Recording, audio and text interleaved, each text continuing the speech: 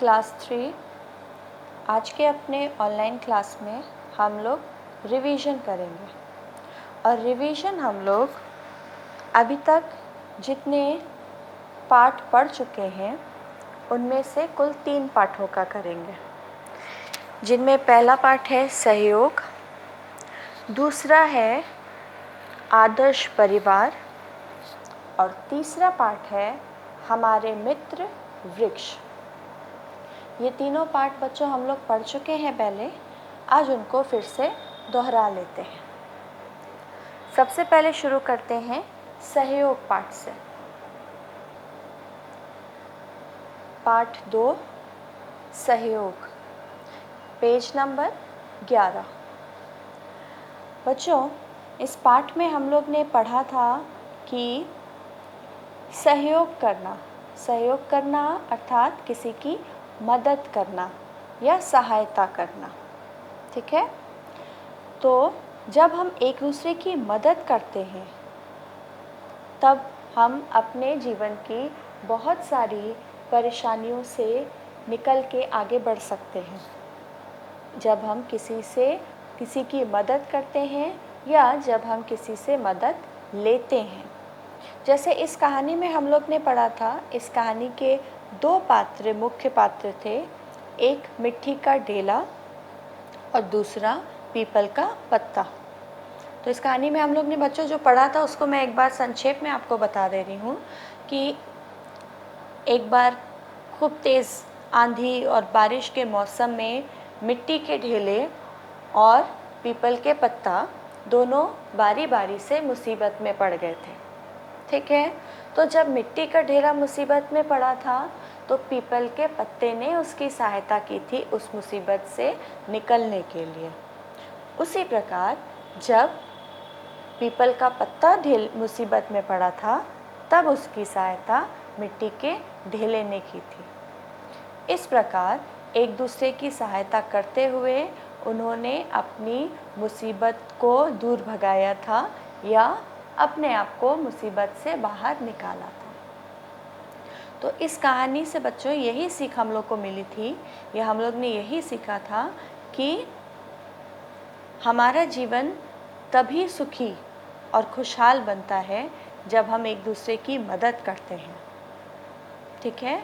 और मदद करना या मदद करने को ही सहयोग कहा जाता है। तो कभी आप किसी मुसीबत में पड़िए तो आप किसी की मदद ले सकते हैं। उसी प्रकार जब किसी दूसरे को मदद की ज़रूरत है, जब आप देख रहे हैं कि कोई दूसरा मुसीबत में है, तब आप उसकी भी सहायता करिए, ठीक है।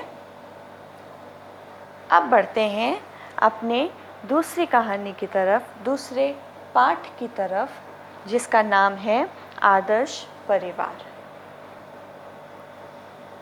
पाठ 3 आदर्श परिवार, पेज नंबर 19। बच्चों, इस पाठ में हम लोग ने एक संयुक्त परिवार के बारे में पढ़ा था। संयुक्त परिवार, जिसको हम लोग इंग्लिश में जॉइंट फैमिली कहते हैं, ठीक है, और हिंदी में हम लोग कहते हैं संयुक्त परिवार। ये संयुक्त परिवार गौरव का था। जैसे यहाँ चित्र में भी देख सकते हैं, तो ये गौरव है या इसको गौरव हम मान लेते हैं। और ये इसी गौरव के परिवार के बारे में हम लोग ने पढ़ा था, जो एक संयुक्त परिवार था। और इस परिवार में गौरव के माता पिता के साथ साथ उसके दादा दादी, उसके चाचा चाची और उसके भाई बहन सब मिलके एक साथ रहते थे, ठीक है। अब इसको आदर्श परिवार क्यों कहा गया है? तो गौरव के परिवार को आदर्श परिवार इसलिए कहा गया था क्योंकि इस परिवार में सब एक दूसरे के साथ मिल कर के प्यार से रहते थे। जो भी घर का काम है वो सब घर की औरतें मिल कर के करती हैं। जो बाहर के काम हैं वो जो परिवार के पुरुष सदस्य हैं वो सब मिल के करते थे। और जो दादा दादी थे वो बच्चों को खूब सारा प्यार, खूब सारी अच्छी बातें घुमाना, उनको नई नई सीख देना, ये सारी चीज़ें करते थे। तो संक्षेप में हम ये कह सकते हैं कि जो परिवार मिल कर के खुशी से एक साथ रहता है, सारे कामों को आपस में बांट करके करता है, आपस में अच्छे से बात करता है, उसको एक आदर्श परिवार कहा जाता है। ठीक है, तो इस पाठ में यहाँ पर हम लोग ने गौरव के परिवार के बारे में पढ़ा था कि वो एक संयुक्त परिवार है और उस परिवार के सभी सदस्य आपस में मिलजुल कर के प्यार से रहते हैं और इसीलिए गौरव के परिवार को एक आदर्श परिवार कहा गया है। ठीक है, तो ये हुआ हमारा दूसरा पाठ। बच्चों, ये सारे पाठ हम लोग विस्तृत रूप में विस्तार से पहले पढ़ चुके हैं। आज हम लोग रिवीजन कर रहे हैं, इन पाठों को दोहरा रहे हैं, इसलिए संक्षेप में एक बार कहानी वापस से पढ़ ले रहे हैं और फिर जब हम अभ्यास करेंगे तो हमें अभ्यास करने में सहायता होगी। ठीक है, अब बढ़ते हैं अपने तीसरे पाठ की ओर, जो है हमारे मित्र वृक्ष। पाठ 14, पेज नंबर 109। पाठ का नाम हमारे मित्र वृक्ष। तो बच्चों, जैसा कि पाठ के नाम से ही पता चल रहा है कि इस पाठ में वृक्ष यानी पेड़ पौधों के बारे में, पर्यावरण के बारे में, वातावरण के बारे में हम लोगों ने पढ़ा था और एक संतुलित पर्यावरण के लिए पेड़ पौधे अति आवश्यक होते हैं। पेड़ पौधों की बहुत ज़रूरत होती है, पेड़ पौधों की अहम भूमिका होती है एक संतुलित वातावरण बनाने के लिए। अब पेड़ पौधों को हमारा मित्र क्यों कहा गया था इस पाठ में? क्योंकि पेड़ों से हमें बच्चों अनगिनत चीज़ें मिलती हैं। पेड़ हमारे लिए इतने लाभकारी हैं, वो हमारी इतनी सहायता करते हैं कि हम चाहें तो हमें उन्हें गिनने में मुश्किल होगी कि पेड़ हमारे लिए क्या क्या करते हैं। तो इस पाठ में हम लोग ने इन्हीं सब चीज़ों को विस्तार से पढ़ा था कि पेड़ हमारे लिए क्या क्या करते हैं। जैसे सबसे पहले पेड़ हमें ज़िंदा रहने के लिए सबसे महत्वपूर्ण चीज़ जो है वो है ऑक्सीजन। जो हम सांस लेते हैं, जब हम सांस खींचते हैं तो हम ऑक्सीजन अपने अंदर लेते हैं और जब हम सांस छोड़ते हैं तब हम कार्बन डाइऑक्साइड गैस छोड़ते हैं। तो बच्चों, जो हम ऑक्सीजन खींचते हैं या अपने अंदर लेते हैं वो कहाँ से आती है? वो हमें कभी भी दिखती नहीं है कि ऑक्सीजन हमें वातावरण में दिख रही हो, ऐसा कभी नहीं होता, लेकिन वो कहीं ना कहीं से तो आती है। तो वो कहाँ से आती है? वो पेड़ों से आती है। और जो हम कार्बन डाइऑक्साइड गैस छोड़ते हैं जो हमारे लिए हानिकारक होती है, वो पेड़ अपने पास वापस ले लेते हैं। फिर से बता रही हूँ कि पेड़ हमें ऑक्सीजन देते हैं और जो कार्बन डाइऑक्साइड गैस मनुष्य, इंसान अपने शरीर से बाहर छोड़ता है, वो सब पेड़ अपने अंदर ले लेते हैं। तो सबसे महत्वपूर्ण चीज़ काम तो पेड़ यही करते हैं हमारे लिए कि वो ऑक्सीजन बनाते हैं। उसके अलावा भी पेड़ बहुत सारी चीज़ें कहते हैं, फल फूल सब्जियां, ये सब तो हमें पेड़ों से मिलता ही है। उसके अलावा पेड़ बारिश करने के लिए या बारिश के मौसम में मिट्टी को बांधने के लिए और अनेकों चीज़ों के लिए पेड़ हमारे लिए लाभकारी हैं। इसीलिए पेड़ों को, वृक्षों को मित्र कहा गया है।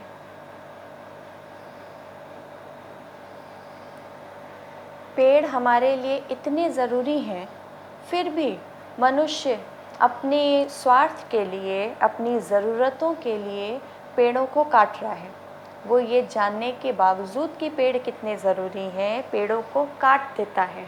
हम लोग पेड़ काट देते हैं, वहाँ पे अपना घर बना लेते हैं या कुछ और बनाने के लिए पेड़ काट देते हैं।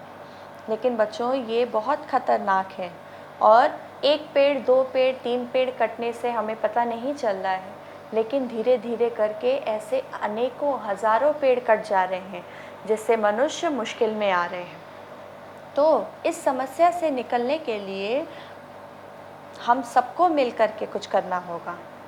तो इसके लिए आप अभी से एक बात हमेशा याद रखिए और इसको करने की कोशिश भी करिए कि हर साल कम से कम एक पेड़ ज़रूर लगाइए।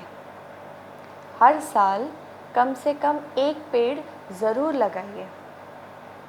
कहीं भी आपको, अगर आपके घरों की छतों पे जगह हो तो आप छत पे एक छोटे से गमले में एक छोटा सा पौधा लगा सकते हैं। फिर वो धीरे धीरे बड़े होकर के बड़ा सा बन जाएगा। या अगर मिट्टी में लगा सकते हैं, जैसे घर के आसपास कहीं जगह हो जहाँ आप मिट्टी में पौधे लगा सकते हैं, तब तो ये और भी अच्छी बात है। क्योंकि अगर हम मिट्टी में पौधा लगाएंगे, तभी मिट्टी में मतलब ज़मीन में पौधा लगाएंगे, तभी वो खूब बड़ा होकर के एक पेड़ बन जाएगा। गमले में तो पेड़ नहीं बनेगा, हाँ गमले में थोड़ा बड़ा हो सकता है, लेकिन गमले में पेड़ नहीं बनेगा, है ना। तो अगर मिट्टी में ज़मीन पे लगा सकते हैं तब तो बहुत ही अच्छी बात है। लेकिन अगर हमें जगह नहीं मिलती है तो हम कम से कम मिट्टी में तो एक पौधा हर साल तो लगा ही सकते हैं और लगाना भी चाहिए।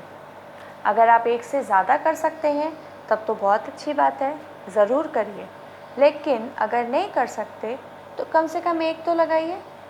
आप कोई दिन बना लीजिए साल में कि हम अपने जन्मदिन पर एक पौधा ज़रूर लगाएंगे, या कोई भी जो आपको अच्छा लगे, जो आप कर सकें वैसा करिए। तो ऐसा करने से धीरे धीरे करके जो मनुष्य ने अपने लिए एक समस्या पैदा कर दी है पेड़ों को काट काट करके, हम उस समस्या को धीरे धीरे दूर कर पाएंगे। तो यही इस पाठ में था बच्चों कि पेड़ पौधे हमारे लिए कितने ज़रूरी हैं और हमें उनके लिए क्या करना चाहिए। पेड़ हमसे कभी कुछ नहीं मांगते कि हमें ये दो, हमें वो दो। कभी आपने देखा है पेड़ आपसे कुछ कह रहा है, कुछ मांग रहा है? कभी नहीं। लेकिन वो बिना मांगे, बिना कहे कितना कुछ हमारे लिए कर रहा है।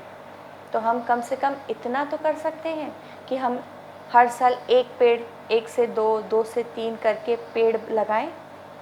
तो ऐसा करिए, वो हमारे लिए धीरे धीरे करके लाभकारी ही होगा।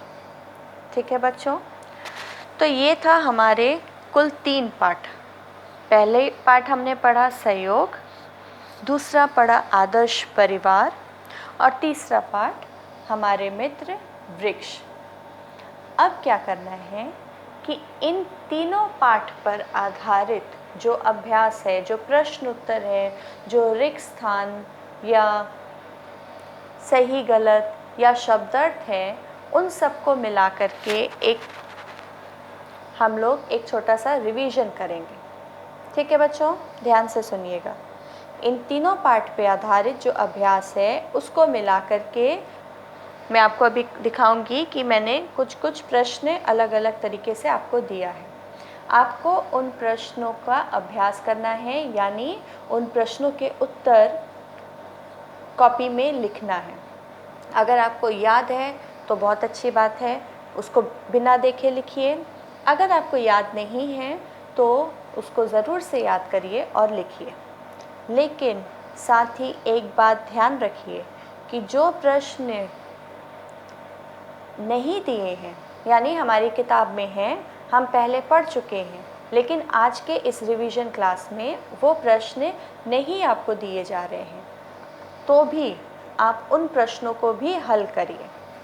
ठीक है, जो प्रश्न हम पहले कर चुके हैं, हमारी किताब में हैं, लेकिन आज के रिवीजन क्लास में हम वो नहीं कर रहे हैं, उनको नहीं दोहरा रहे हैं, फिर भी आप उन प्रश्नों को, उन अभ्यासों को हल ज़रूर करेंगे।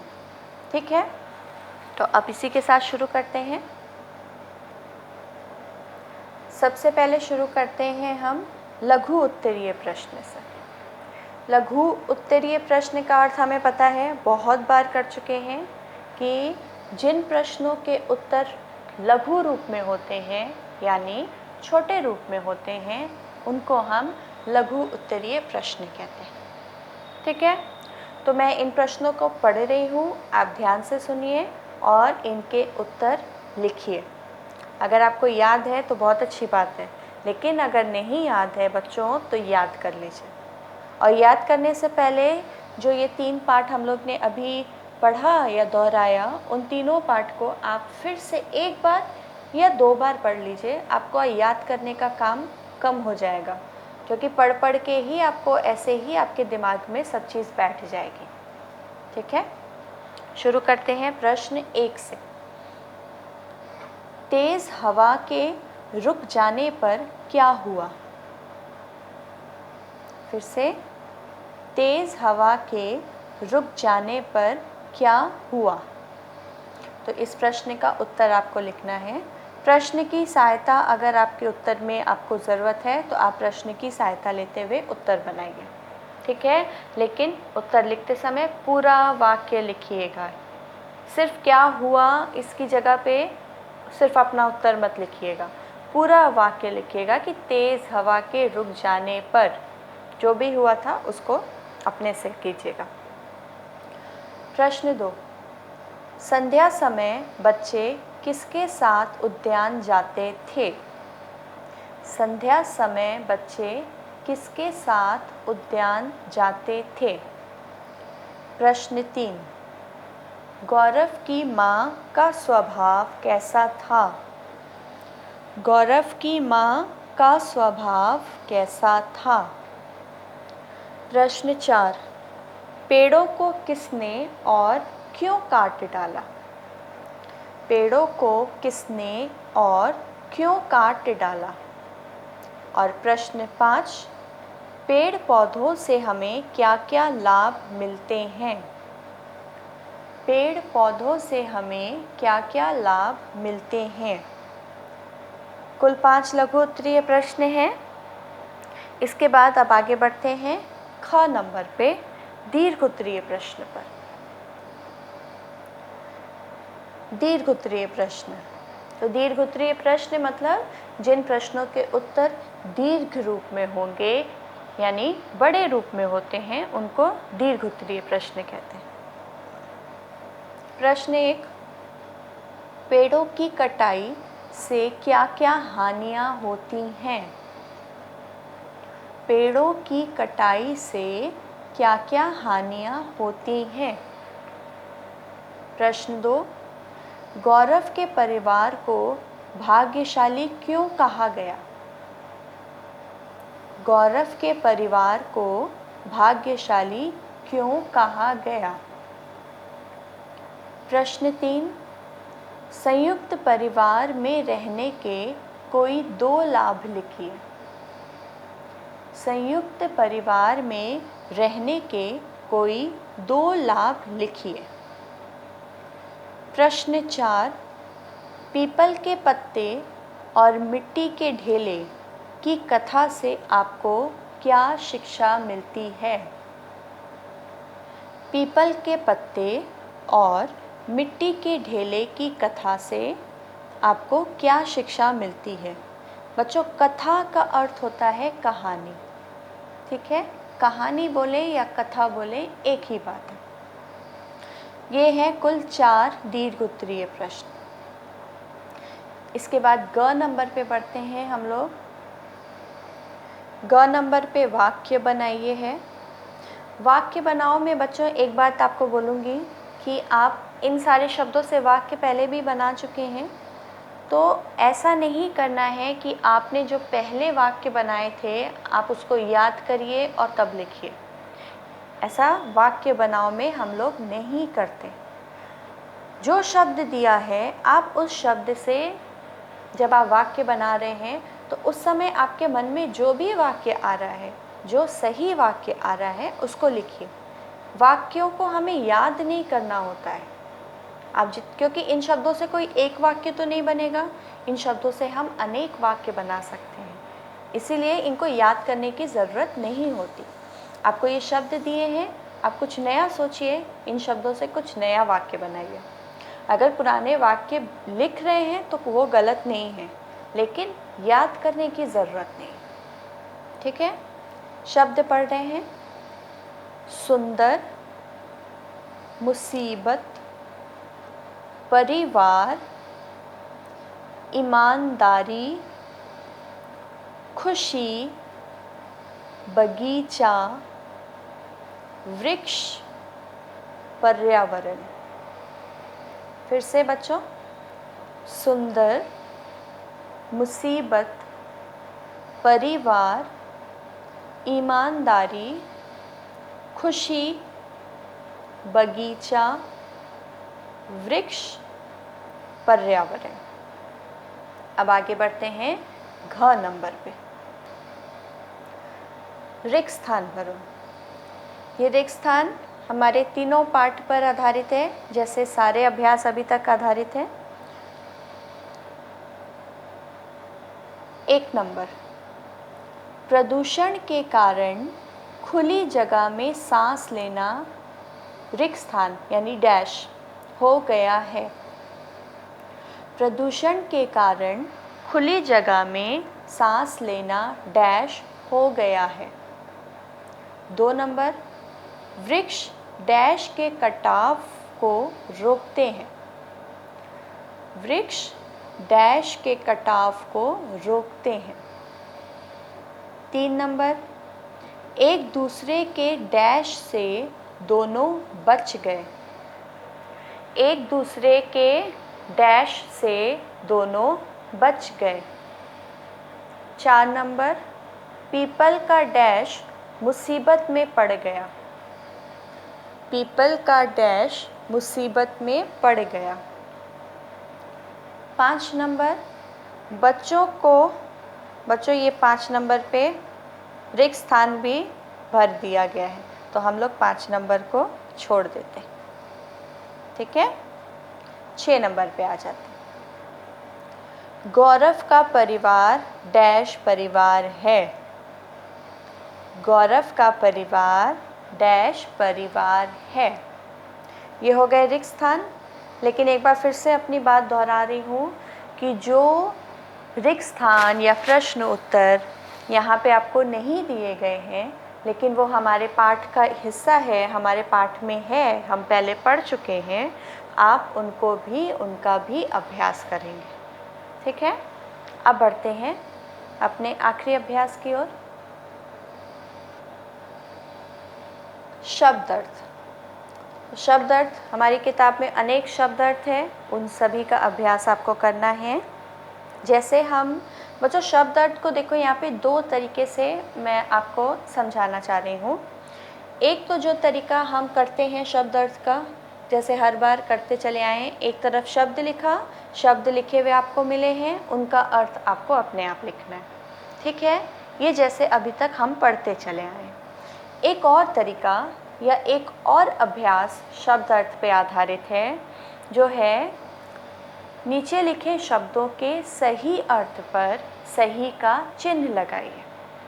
यानी आपको शब्द लिखा हुआ मिल रहा है और उसके आगे 3 अर्थ मिले हैं। इन तीनों में से एक सही है और 2 गलत है। तो जो सही है उस पर सही का चिन्ह लगाना है और जो गलत है उसे छोड़ देना है, उसमें कुछ नहीं करना। जैसे पहला शब्द आपको दिया है स्वभाव। स्वभाव, तो इसका जो भी सही अर्थ है उस पर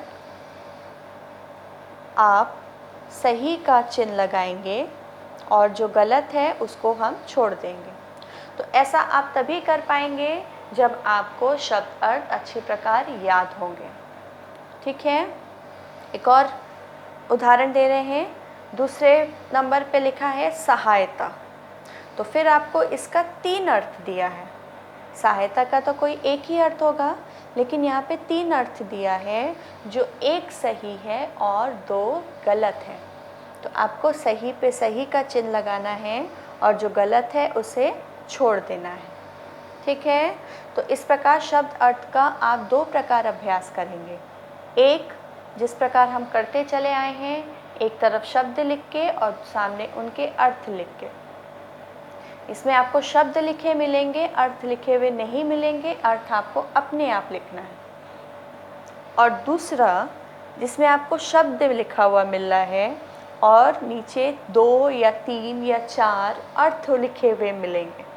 लेकिन चाहे 2 अर्थ मिले, चाहे 3 अर्थ मिले या चाहे 4 अर्थ मिले, उनमें से एक ही सही होगा और बाकी गलत होंगे। तो जो सही होगा उस पर हम सही का चिन्ह लगाएंगे। ठीक है बच्चों, तो इन सब का अभ्यास करिए। आज का क्लास यहीं पे हम पूरा करते हैं। Good day.